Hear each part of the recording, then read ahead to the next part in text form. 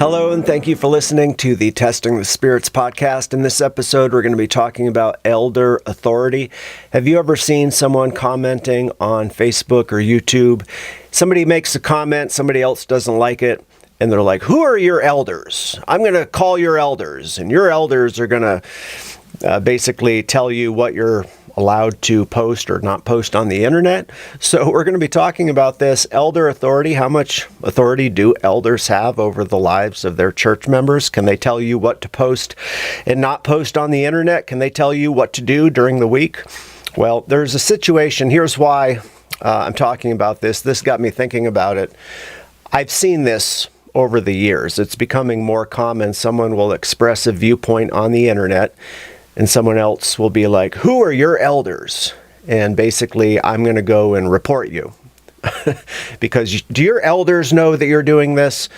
There was a situation recently, yesterday or the day before, where James White and J.D. Hall, there was some incident there. And I'm not going to insert myself into that situation. This just got me thinking about it. So James White is an elder. J.D. Hall is a former pastor. They attend different churches, but long story short, J.D. Hall posted something to the internet that James White did not like, and James White responded publicly and said, basically, "Do your elders know that you're doing this?" So, not going to talk about that specific subject. That's between them, and it's not really my business. I have my opinions, but we're going to talk about this in general because this is becoming more common. So yeah, like I said, it's very common on YouTube.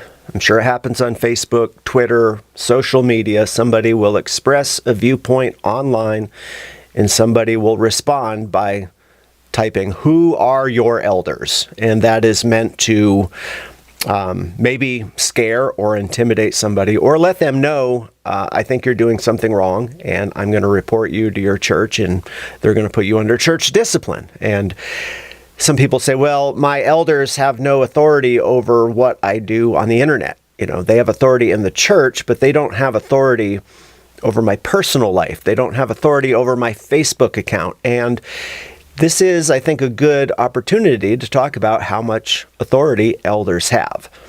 So, let me just say this. This should be obvious, okay? If it's an actual sin that's being committed, then it could be legitimate to do something like that. If a church member, just for example, let's make it obvious. Let's say a church member recorded themselves smoking crack or cheating on their spouse and they posted that to the internet. Well, yeah, I think we would all agree it would be completely appropriate to confront them and or report that to their church leadership. But I think that's the criteria. It has to be a clear commandment violation. It has to be clear sin where you can quote chapter and verse and they're obviously breaking a commandment. So when you do that, yeah, that's another story. But when it's something just somebody doesn't like or I disagree with that, are you really going to get church elders involved over a Facebook post or something on social media? Well, depending on what it is, maybe that's possible, sure, but it depends. So yeah, if it's a clear commandment violation, that's one thing.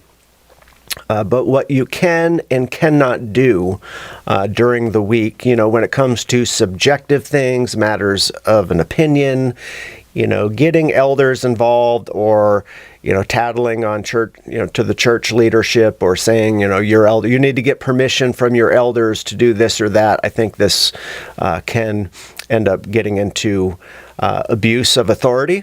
I did a whole podcast titled Power Tripping Elders. You can listen to that. But there is spiritual abuse out there. That's one extreme. And then the other extreme says that elders and pastors have no authority. You can just do whatever you want. Well, there is a balance here. So let's get into this. How much authority do elders have? Can elders tell you what to wear? Do you have to get permission from the elders to take out a loan for a mortgage? Can elders tell you what you can or cannot post on the internet? And then if you step out of line, Can they put you under church discipline? I know that might sound wild, the idea that you need to get permission from your elder before you take out a loan or something like that. I've heard, I don't know any personal examples, I've heard people say things like that where, at this church, at my church, these are people online, so I guess you never know, but it's a big world. I'm sure this has happened. This happens in cults, and sometimes abusive leadership in a church can start drifting into cult territory where you have to ask permission from the pastor or the elders to do this or to do that. So yeah, there are a lot of abusive cult leaders or people even within churches who sometimes act like cult leaders. That's, I think, more common within the megachurch movement. We've talked about spiritual abuse before, where nobody is allowed to question the leader, touch not the Lord's anointed, so nobody can disagree. Nobody can think different than the anointed leader. But this can happen in small churches as well. So biblically speaking, how much authority does an elder have?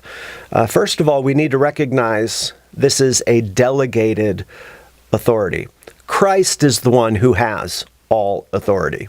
So if you are a Christian, you are submitting yourself to Christ. And then Christ has appointed what we would call under-shepherds in the church. So these would be pastors and elders. There is a legitimate authority there, but first of all, it's a delegated authority. Peter writes this in 1 Peter 5. He says, shepherd the flock. So this is Peter, a shepherd, an elder, speaking to other shepherds, other elders. He says, shepherd the flock of God which is among you, serving as overseers or bishops, not by compulsion, but willingly, not for dishonest gain, but eagerly, nor as being lords over those entrusted to you. That's very important. But, he says, be an example to the flock. Okay, so don't lord it over the flock, but be an example to the flock. And he says, when the chief shepherd appears, Jesus Christ, you will receive the crown of glory that does not fade away. Submit to God, resist the devil.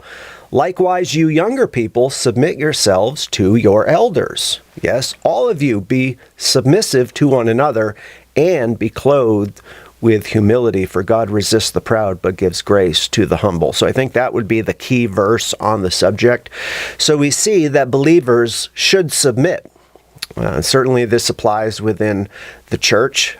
So pastors and elders do have authority in the church. But they obviously, right, this is obvious, they can't show up at your house and start bossing you around. They can't show up at your place of business. Like, they have authority over the church. They don't have authority in your home. They don't have authority at your place of business, right? The husband is the head of the home during the day. The mother has authority how to raise and discipline her children. So shepherds can teach and give advice, but outside the local church, that's pretty much where the authority ends. But if someone is sinning, okay, going back to the original question about, what provoked this, about posting things on social media and stuff like that, you say, well, it's my time during the week, it's my Facebook account, right? But if someone is sinning and it's out in the open, elders can step in. So more on that in a moment. But that doesn't give them free rein. So we have to be very careful about this. But notice what Peter says. He says to the shepherds not to lord it over the flock. So elders are to lead by example. We should also be submissive to one another. Now that idea of mutual submission, that can be abused as well. So the pendulum can swing, to one side or the other. So we're sort of talking about elders who try to exercise too much authority here, but I think it's probably more common in small churches anyways, where the pastor has more authority than most people probably think. That's probably more of a problem where, the authority is not respected at all. But the topic of this podcast is where elders are having too much authority. They're overstepping their bounds. And like I said, this is probably more common in the larger churches, but this is just, I'm seeing it more. I'm seeing more comments that would lead me to think this is a growing problem. So I think it's important that we talk about it. So historically, a bishop, and biblically, these terms, bishop, overseer, elder, pastor, they can be used interchangeably. But it's been understood over time that a bishop has authority in the church. And again, that's in the church, right? And the authority, generally speaking, is a teaching authority. We are to teach and uphold the commandments of Christ, and that is a real authority. But it's a delegated authority, so as long as we're teaching the truth, and as long as we're upholding what Christ said, that is a legitimate authority. After all, Titus 2:15 says, "Speak these things, exhort, rebuke with all authority. Let no one despise you." So that verse and many others are clear. There is a real authority, but that doesn't mean, okay, with all that said, that does not mean that the elder or the pastor, but in this case, we're talking about elders, that doesn't mean the elders get to micromanage your life, okay? It doesn't mean that the elders can tell you what you can or cannot post on Facebook or Twitter or YouTube. Now, I suppose this could be a 2-hour-long podcast, but just to keep it shorter and to the point, we would probably, I think there's a lot of situations we would have to take it on a case-by-case basis. But going back to the original reason why I chose to do the podcast, do elders have authority outside of the church? How much authority do they have? Do they have authority in people's personal lives or what they post on the internet? Generally, I want to say no, except when clear sin is being committed, then obviously I would say they have a responsibility. Maybe that's a better way to put it that would make other people understand. So there's authority, yes, but it's also a responsibility because they're supposed to be looking out for your soul, not looking out for themselves, not just looking to enforce their own opinions and their own, what they perceive to be their own standards and their own rules. There needs to be a genuine concern for the flock. Look at what Hebrews 13, verse 17 says. "Obey those who rule over you and be submissive, for they watch out for your souls as those who must give account. Let them do so with joy and not with grief, for that would be unprofitable for you." So along with the teaching authority and an authority for what happens within the fellowship, outside of that, this is really what it comes down to. Outside of the church, it comes down to this. Are the elders trying to control you? Are they just telling you what to do? Are they bossing you around? Are they overstepping their bounds? Or do you see that they really have a heart for wanting what's best for you? I think you can usually tell what a person's motivation is. Only God knows the heart, but we can usually get a pretty good sense. Are they just looking to crack down on anyone who disagrees with them, or do they have a genuine concern for what's right and what's true? Sometimes, I get it, it can sort of be subjective. You don't know what someone's motivation is, but again, we can take case-by-case situations, but a lot of times there are power-tripping elders. I'm just going to say it because I've seen it so many times. There are power-tripping elders who are they're not looking out for the flock. They're just looking out what's best for them. This is very common within the megachurch movement and pastors, the anointed leader, the elders. They're looking out for themselves. So just to give a quick recap, and this is really what it boils down to.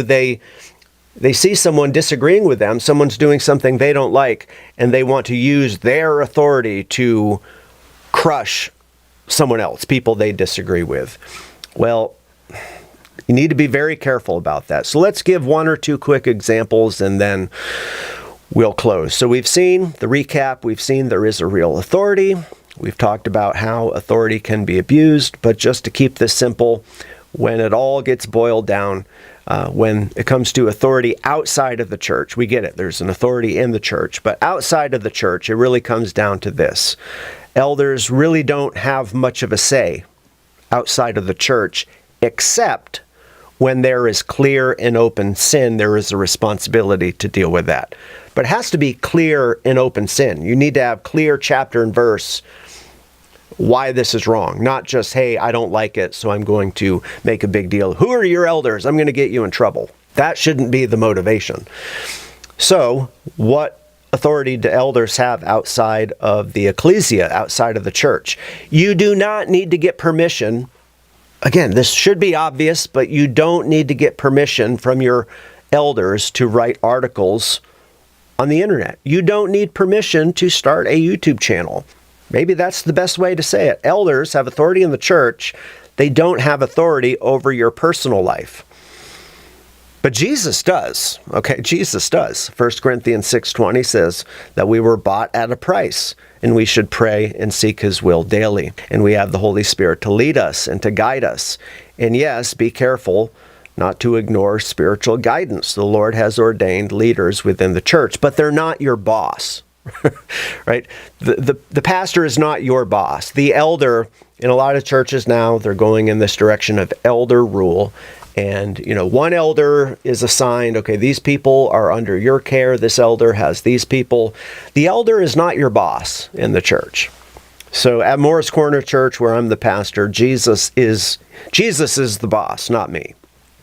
I have a certain degree of delegated responsibility. So as far as I'm rightly handling God's word, I can speak with a level of authority, but in and of myself, I have no real authority. So long story short, you're accountable to Christ. We are all accountable to Christ. Christ gives us a lot of freedom. Okay, we have a lot of freedom. So at the end of the day, what you post on Facebook, whatever it is, whatever people do during the week, the elders really have no say or authority, except when there is clear and open sin. Okay, so when somebody clearly does something wrong, breaks a commandment, yes, and this isn't the best approach. Who are your elders? I'm going to go report you. Like, you're just pouring fuel on the fire, right? So I think everyone should take a deep breath. And if there is something, okay, this is the final example, when there is a clear matter of sin, there's a process, right? There's the Matthew 18 process. But if it's just something, let's say you see somebody post something, does a YouTube video, and you I just don't agree with it, I don't like it, you find it distasteful, consider letting it go. If you can't, again, there's a process. But running straight to the elders, seeing somebody posts online and running straight to the elders is not the process. So if we can just take a moment, instead of reacting, take a moment, look at what the scripture says, follow that along with a little grace, I think would solve a lot of these problems even before they get started. So if you have any questions or comments and you're listening on YouTube, leave them in the comment section below. But thanks for listening, and until next time, may the Lord be with you, and have a great day.